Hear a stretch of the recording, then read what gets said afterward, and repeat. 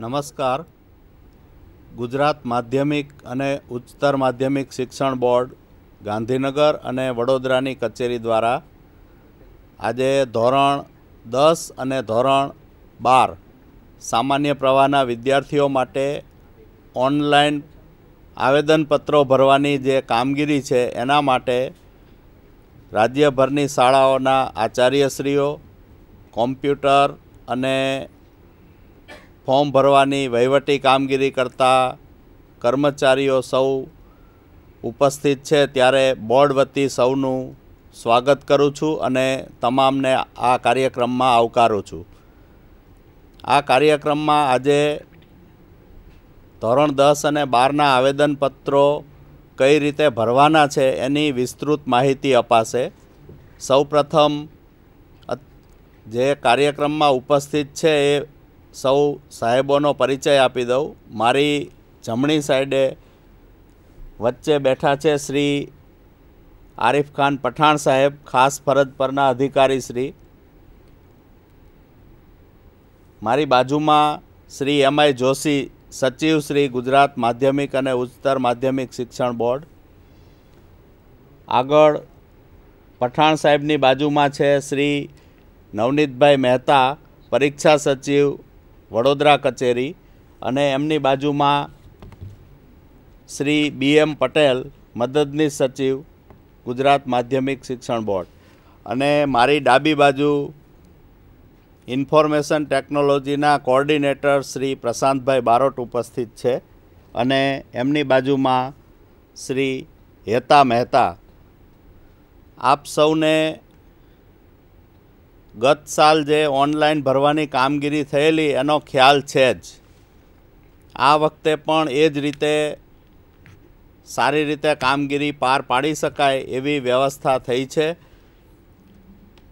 ખાસ કરીને યુ-ડાયસ અને પાસવર્ડ નંબર બાબતે જે કોઈ મુશ્કેલીઓ ગઈ સાલ હતી એ આ વખતે વિજ્ઞાન પ્રવાહની શાળાઓએ પણ આવેદનપત્રો ઓનલાઈન ભરેલા જ છે.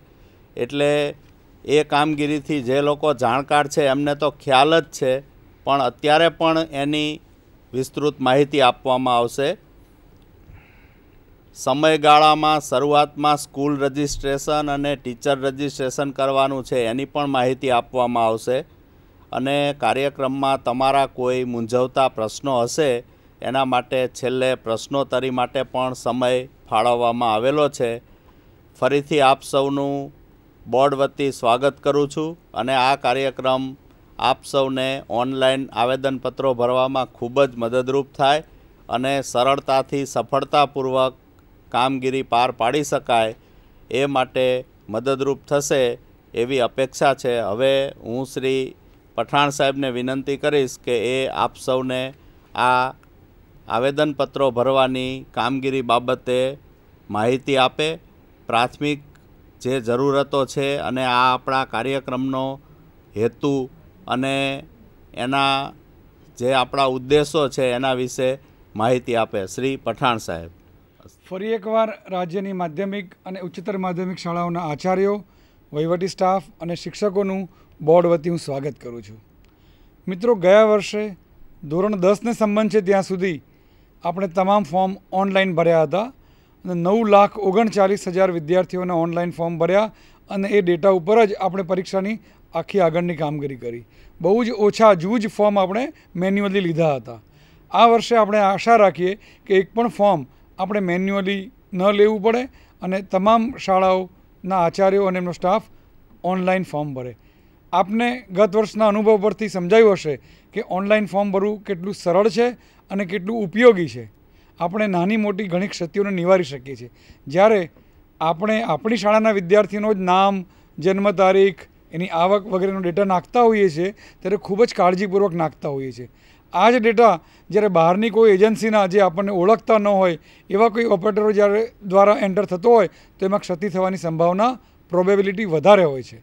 અને એ પ્રોબેબિલિટી વધારે ન થાય એટલે આપણે આ ઓનલાઈન ફોર્મ ભરવાનું કામ શરૂ કર્યું છે કે જેથી આપણે એક ક્ષતિરહિત ડેટા મેળવી શકીએ. આપ સૌ જાણો છો કે 10મા ધોરણનું ફોર્મ એ વિદ્યાર્થીના જીવન માટે બહુ અગત્યનું ફોર્મ છે. કારણ કે 10મા ધોરણના ફોર્મ સાથે એ જે ડેટા કંઈ નાખે છે એના નામનો સ્પેલિંગ, એના જન્મ તારીખ, એની અટક, એના પિતાશ્રીનું નામ, એના જીવનના દરેક તબક્કા સુધી એ સાથે ચાલવાનું છે. એટલે આપ સૌને વિનંતી છે કે આ ફોર્મ ખૂબ જ કાળજીપૂર્વક ભરવામાં આવે.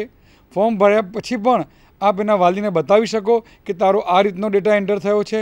અને આચાર્ય જ્યારે એપ્રૂવ કરે ત્યાર સુધીમાં આચાર્યને તક હોય છે કે એકવાર થયેલી નામની, સ્પેલિંગની, જન્મ તારીખની ભૂલે સુધારી શકે. ત્યાર પછી પણ આપણે તક આપવાના છીએ. અમે હોલ ટિકિટ જ્યારે જાહેર કરશું એ પહેલાં એક તબક્કો એવો આપશું કે ત્યાર સુધી આચાર્ય એપ્રૂવ થયેલા ફોર્મને પણ ડિસએપ્રૂવ કરી ફરીથી ડેટા નાખી નવેસરથી નામ અને જન્મ તારીખ સુધારીને ક્ષતિરહિત ડેટા તૈયાર કરી શકે. મિત્રો, જેટલો ડેટા ક્ષતિરહિત બનશે એટલો આપણને રિઝલ્ટના દરેક તબક્કે સારી આપણે કામગીરી કરી શકશું અને ક્ષતિરહિત માર્કશીટ વિદ્યાર્થીના હાથમાં આવશે. બીજી વાત મારે એ કરવાની કે ગયા વર્ષના અનુભવ પરથી ઘણા નાના મોટા પ્રશ્નો જે બોર્ડના ધ્યાને આવ્યા હતા એ તમામ પ્રશ્નોનું નિરાકરણ કરવા બોર્ડે પ્રયત્ન કરેલ છે. સર્વરો પણ પૂરતી સંખ્યામાં મૂકેલ છે એટલે આપણને ક્યારે પણ લાઇન હેંગ થઈ જવાના કે એવા પ્રસંગો આ વખતે ઉપસ્થિત નહીં થાય. આપ સૌને જણાવતા મને આનંદ થાય છે કે આ જે કામગીરી આપણે શરૂ કરી છે 10-10થી આપણે શાળાએ પોતાનું સ્કૂલ રજિસ્ટ્રેશન અને ટીચર રજિસ્ટ્રેશન કરાવવાનું છે અને જેમાં જે કોડ નંબર લેવાનો છે તેના વિશે પ્રશાંતભાઈ એને આગળ આપણે સમજ આપશે. ત્યાર પછી 15-10-2013થી વિદ્યાર્થીઓના ફોર્મ ઓનલાઈન ભરવાના છે. એ ફોર્મ ભરવાની પૂર્વ તૈયારી રૂપે આપે વિદ્યાર્થીઓના ફોટા સ્કેન કરીને મૂકી દીધા હશે. વિદ્યાર્થીની સિગ્નેચર પણ સ્કેન કરીને મૂકી દીધી હશે. ઘણી સારી શાળાઓ એવું પણ કરે છે કે વિદ્યાર્થીઓનો જે ડેટા એન્ટર કરવાનો છે અથવા એકવાર કરી નાખ્યો છે એની પ્રિન્ટઆઉટ એ વિદ્યાર્થીના વાલીને પણ બતાડે છે અને વાલીજોના નામના સ્પેલિંગમાં કંઈક સુધારો સૂચવે તો એ સુધારો અમલમાં મૂકતી હોય છે. એ પણ દરેક શાળાએ અનુસરવા જેવું છે. આ વખતે આપણે લેટ ફી વગરના ફોર્મ 15 નવેમ્બર ઓક્ટોબરથી જે શરૂ થશે એટલે 15 નવેમ્બર સુધી આપણે લેટ ફી વગરના ફોર્મ સ્વીકારીશું. પૂરો 1 મહિનો આના માટે મળશે અને 16/11થી 25/11 સુધી લેટ ફી સાથેના ફોર્મનો પહેલો તબક્કો હશે કે જેમાં ₹50 લેટ ફી હશે વિદ્યાર્થી દીઠ અને 26/11થી 30/11 સુધી લેટ ફીનો બીજો તબક્કો હશે જેમાં ₹100 લેટ ફી હશે. 30/11 પછી આપણે આ ફોર્મ સ્વીકારવાની કામગીરી બંધ કરીશું. એટલે દરેક શાળાઓને અનુરોધ છે કે આ સમયગાળા દરમિયાન એમની શાળાના બધા જ વિદ્યાર્થીઓને ફોર્મ ભરી દે. રિપીટર વિદ્યાર્થીઓ જે તેમના વિસ્તારમાં રહેતા હોય એમને પણ આ ફોર્મ ભરવાની તારીખોની જાણ કરે, એમની વિગતો મેળવી લે અને એમના ફોર્મ ભરે. આ વખતે આપણે સંસ્કૃત પ્રથમાની જે 45 જેટલી પાઠશાળાઓ રાજ્યમાં છે, જે ધોરણ 10 સમકક્ષ પરીક્ષા સંસ્કૃત પ્રથમા છે, એના વિદ્યાર્થીઓના ફોર્મ પણ ઓનલાઈન ભરી શકાય એની સગવડ આપણે પૂરી પાડી છે. એ ઉપરાંત જે ખાનગી ઉમેદવારો કે જે Gujarat state open school society મારફતે ફોર્મ ભરતા હોય છે એમના માટે પણ ઓનલાઈન ફોર્મ ભરવાની સુવિધા આ વખતે રાખવામાં આવી છે. આપને ગત વર્ષના અનુભવ પરથી ખબર હશે કે દરેક ફોર્મમાં જ્યાં જ્યાં ફિલ્ડ કમ્પલસરી આવે છે એ બતાવેલું છે, કયા ફિલ્ડ મેન્ડેટરી છે એ બતાવ્યું છે, કયા ફિલ્ડ વૈકલ્પિક છે એ બતાવ્યું છે. ઉદાહરણ તરીકે જો વિદ્યાર્થી સ્કૂલની જે ગુજરાતી મીડિયમની શાળા હોય પસંદ કરે તો એની જે પ્રથમ ભાષા હોય એ ગુજરાતી પ્રથમ ભાષા ફર્સ્ટ લેંગ્વેજ એ રીતે જ અંદર આવે. ત્યાર પછી એને 3 કમ્પલસરી વિષયો રાખવાનો હોય, 10 social science, 11 science and technology, 12 mathematics. ત્યાર પછી એને એક બીજી જે ભાષા પસંદ કરવાની હોય એનું ફોર્મ આવે. એમાં 13 નંબર અંગ્રેજી માધ્યમના વિદ્યાર્થીઓ માટે 13 નંબરની ભાષા આવે, બીજી માધ્યમના વિદ્યાર્થીઓ માટે એવી રીતે 14 હિન્દી અથવા 17 સંસ્કૃત એ લખેલું આવે. ત્યાર પછી જો જે વિષય કે જેની પરીક્ષા સમગ્રતાને સ્કૂલે લેવાની છે એનું પણ ફિલ્ડ અંદર આવે છે અને એમાં પણ પસંદ કરવા માટેનું ડ્રોપડાઉન લિસ્ટ આપેલું હોય છે. એટલે ફોર્મ બિલકુલ યુઝર ફ્રેન્ડલી બનાવેલું છે અને આપ જેમ જેમ એના મેનુમાં જશો તેમ તેમ આપણે એની બધી વિગતો મળતી જશે. ત્યારબાદ ભરેલા ફોર્મ તમે કેટલા ભર્યા છે એની યાદી પણ તમે મેનુમાંથી મેળવી શકો છો. ફી કેવી રીતે ભરવાની એની વિગતો પણ તમે એમાંથી મેળવી શકો છો. એનું ચલણ કેવી રીતે જનરેટ થાય એ બાબત પણ એમાં સમાવેશ કરવામાં આવેલો છે. આ સિવાય ગત વખતે જે કંઈ પ્રશ્નો આવ્યા હતા, દક્ષિણ ગુજરાતમાં વસતા કેટલાક કુટુંબો એવા હોય છે કે વિદ્યાર્થીના પિતાશ્રીના નામની જગ્યાએ એ લોકો ડેશ રાખતા હોય છે, ખાલી રાખતા હોય છે. એ ખાસ કરીને મૂળ દક્ષિણ ભારતના જે વતનીઓ હોય છે અને સુરતની આજુબાજુ રહેતા હોય છે એમનામાં આવું હોય છે. તો ત્યાં અમે એમને સૂચના આપી હતી કે પિતાશ્રી ફાધર્સ નેમની કોલમમાં એક પૂર્ણ વિરામ ડોટ મૂકવાનો જેથી એનું ફોર્મ એક્સેપ્ટ થાય. એવી જ રીતે નાની મોટી આવી ઘણી બધી સૂચનાઓ છે જે ક્રમશઃ તમને અહીંયા આપવામાં આવશે.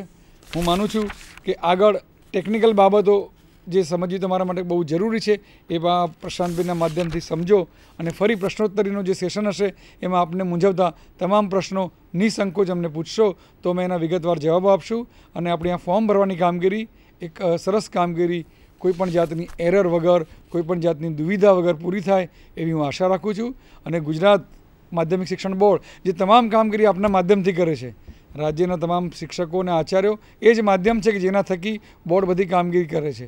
એ જ માધ્યમમાં હવે એક નવી ટેકનોલોજીનો આપણે ઉપયોગ કરવા જઈ રહ્યા છે અને આ નવી ટેકનોલોજી આપણે બહુ જ સારી રીતે અપનાવી છે, એનું બહુ સારું પરિણામ આપણે આપ્યું છે, એનું ઉત્તમ ઉદાહરણ આપણે પૂરું પાડવાનું છે. એ માટે આપ સૌને હું શુભેચ્છા પાઠવું છું અને હું હેન્ડ ઓવર કરું છું બોર્ડના સચિવ શ્રી મહેશભાઈ જોશીને કે જે સમગ્ર બોર્ડનું તમામ કામગીરીનું ગાંધીનગર બેઠા નિયંત્રણ કરે છે. મહેશભાઈ જોશી.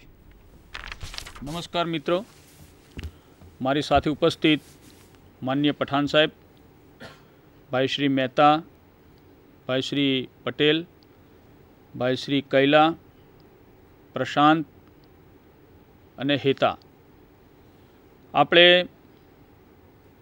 ઓનલાઈન રજિસ્ટ્રેશનની જે પ્રક્રિયા છે એ પ્રક્રિયા 2 વર્ષથી આપણે શરૂ કરી છે.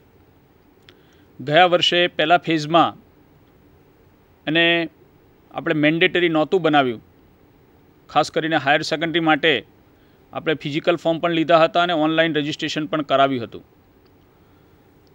પરંતુ જે શાળાઓમાંથી અમને ફીડબેક મળ્યા અને આચાર્યશ્રીઓ અને વહીવટી કર્મચારીઓ તથા શિક્ષકોએ અમને એવા ફીડબેક આપ્યા કે સાહેબ આ ઓનલાઈન રજિસ્ટ્રેશન જો બધા જ નું મેન્ડેટરી કરવામાં આવે તો વધારે સરળતા રહેશે અને આપણે એરર ફ્રી આખી કામગીરી કરી શકીએ. એ ધ્યાનમાં રાખીને આ વર્ષથી આપણે સેમિસ્ટર 1ના વિજ્ઞાન પ્રવાહના જે ફોર્મ છે ઓનલાઈન ભરવાની આપણે શરૂઆત કરી. ફિઝિકલ ફોર્મ આપણે સ્વીકારતા નથી અને સમય મર્યાદામાં આપણે કામ કરીએ છીએ. આ બંને વસ્તુ આપ સૌના સહકારથી આપણે સાબિત કરી છે. આ કિસ્સામાં પણ આપ સૌ પાસેથી અપેક્ષા છે કે સમય મર્યાદામાં આપણે કામગીરી પૂર્ણ કરીએ. સામાન્ય રીતે માનવીની એક માનસિકતા હોય છે કે જ્યારે શરૂ થાય કામગીરી, આપણે 10 તારીખથી શાળા રજિસ્ટ્રેશન વગેરેની કામગીરી શરૂ કરવાની છે અને 15 તારીખ સુધીમાં પૂરી કરવાની છે. 15 તારીખથી આપણે સ્ટુડન્ટ રજિસ્ટ્રેશન શરૂ કરવાનું છે.